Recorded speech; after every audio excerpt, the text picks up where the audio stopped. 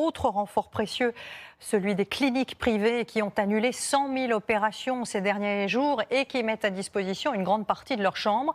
Dans certaines régions, chaque lit va bientôt compter, même si là aussi, vous allez le voir, on manque de moyens. Reportage Mathilde Véron, Anaïs Barthes et Vincent Ditch.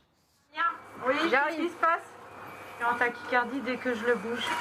Même urgence, même combat désormais dans les hôpitaux privés. Une ampoule de cordarone sur 30 minutes. C'est pour que les gens ils se rendent compte, dans cette chambre, nous avons un monsieur qui a 55 ans. Vraiment, protégez-vous, restez chez vous. Précaution maximale pour s'approcher de ce patient. Dans les Hauts-de-Seine, cette clinique prend en charge 8 cas de coronavirus en réanimation. L'établissement s'est totalement réorganisé autour de l'épidémie pour accueillir des patients positifs, même les plus légers.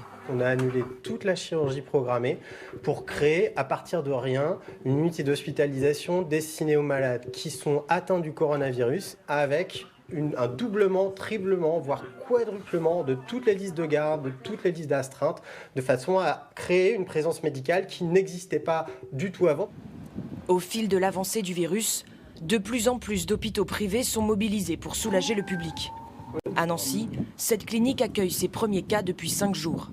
On a 204 lits qui ont été mis à disposition. Avant cela, tous les patients suspects étaient réorientés vers le CHU. Problème, le privé n'échappe pas au manque de matériel. Les blouses, les surblouses, les casaques étanches et les masques FFP2 qui sont en faible quantité. On est très tendu et voilà, on n'est pas sûr de réussir à pouvoir augmenter l'activité des patients Covid-19 si on n'a pas plus de matériel. Selon la Fédération des cliniques et hôpitaux privés, 800 établissements sont désormais pleinement mobilisés contre le coronavirus. Et puis au-delà